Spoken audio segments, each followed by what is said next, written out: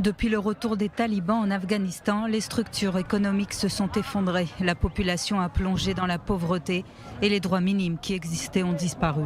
Moshe a travaillé toute sa vie comme journaliste à Kaboul pour faire entendre la voix des minorités, notamment celle des femmes et des enfants.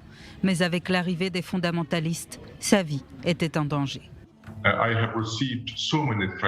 J'ai reçu tellement de menaces, surtout de la part des insurgés. Ces gens avaient réussi à se procurer mon numéro de téléphone et m'appelaient pour me dire que les musulmans afghans allaient me tuer parce que j'avais aidé les non-musulmans, surtout les Américains, les Canadiens et les Allemands. Les minorités ethniques et religieuses, les personnes ayant des liens avec l'Occident en Afghanistan sont toutes devenues des cibles pour les talibans. Moshe n'avait plus qu'une solution, fuir pour survivre. Il a été mis en contact en secret avec Ryan par l'intermédiaire d'un ami juif commun aux États-Unis. Ryan a travaillé sans relâche pour pouvoir mettre Moshe en sécurité dans un refuge. J'ai eu l'occasion d'apporter mon aide dans le cadre des évacuations et nous avons donc constitué une équipe de bénévoles. Nous avons travaillé 24 heures sur 24 et 7 jours sur 7 pour essayer d'évacuer le plus de personnes possible avant que l'aéroport ne tombe entre les mains des talibans.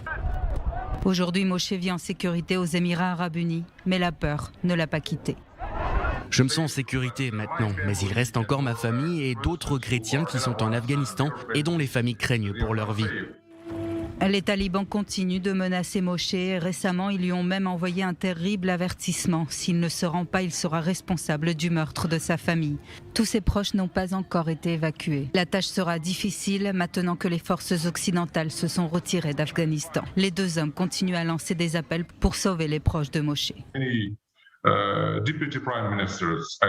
J'ai essayé de contacter plusieurs organisations et de nombreuses personnes dans le monde. J'ai même écrit à de nombreux vice-premiers ministres, mais personne ne m'a jamais répondu.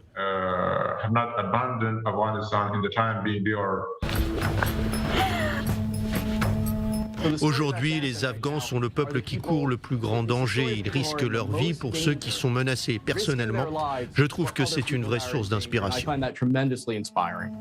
Le Haut Commissariat des Nations Unies pour les réfugiés estime à 1 demi-million le nombre d'Afghans qui pourraient chercher à quitter leur pays d'ici la fin de l'année 2021.